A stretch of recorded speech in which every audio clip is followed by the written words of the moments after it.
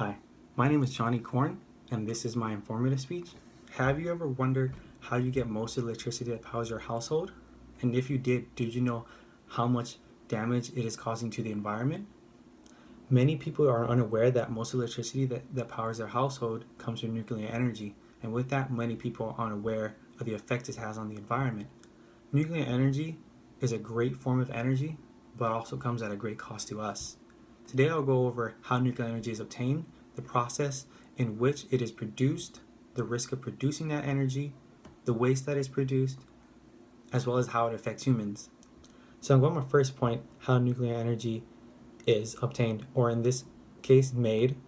According to nrc.gov, uranium-233 and plutonium do not occur naturally but are produced by irradiation of source materials or special nuclear material in nuclear reactors and could be extracted and used from used fuels or targets by chemical separation.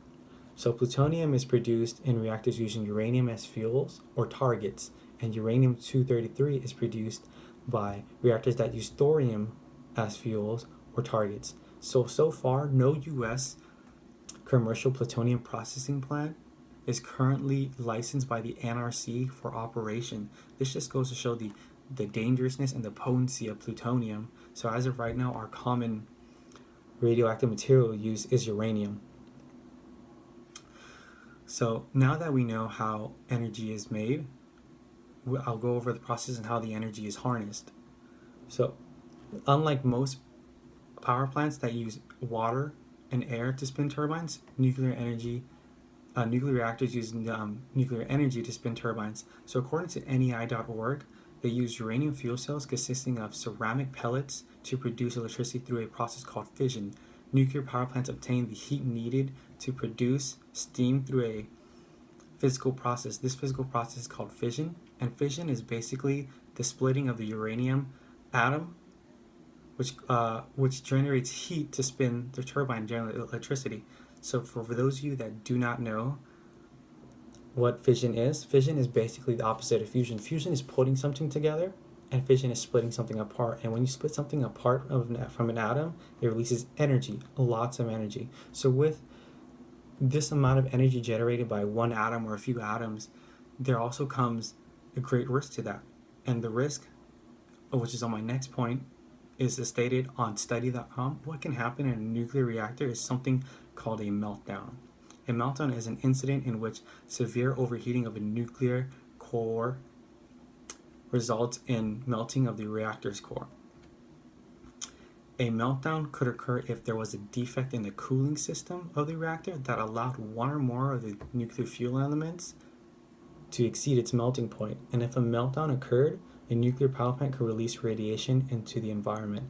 And a great prime example for this is the Chernobyl incident, which I will go over later in my next few points.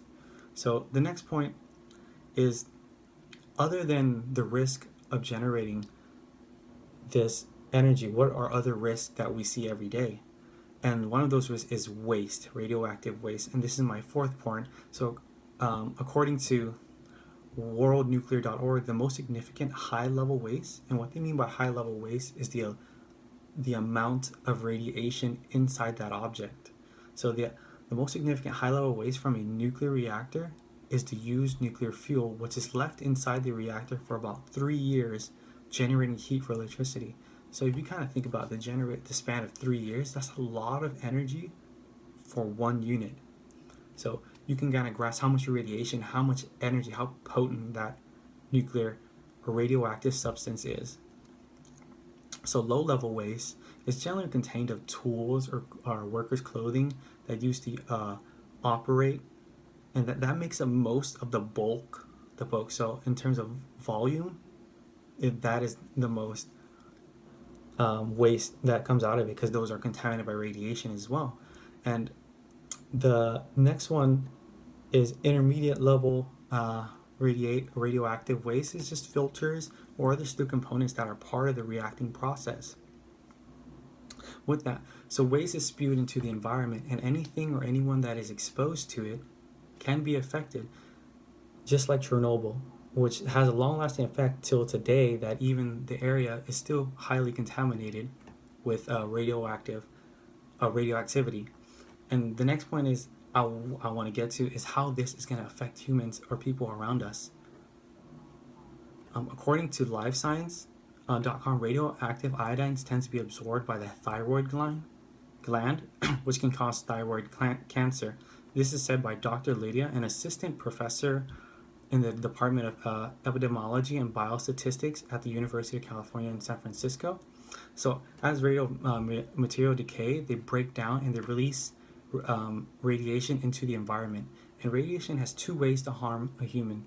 It can either destroy the cell or mutate the DNA. And any mutation that's not repaired can be cancerous. So there's only one of two things that happens. You either die a short death, or you live slowly and painfully, which is a really big problem. As for humans, cancer isn't probably one of the number one killing diseases right now. So with that, I want to end this as, in conclusion, the nuclear energy is a great form of energy, but it does come at a great cost too. At a great cost. The process in which the energy is made leaves radioactive waste and is very harmful to us humans if we're exposed to it. And the risk that we run using this energy, could be very dangerous and could be catastrophic. So with that, I would like to leave with this: everything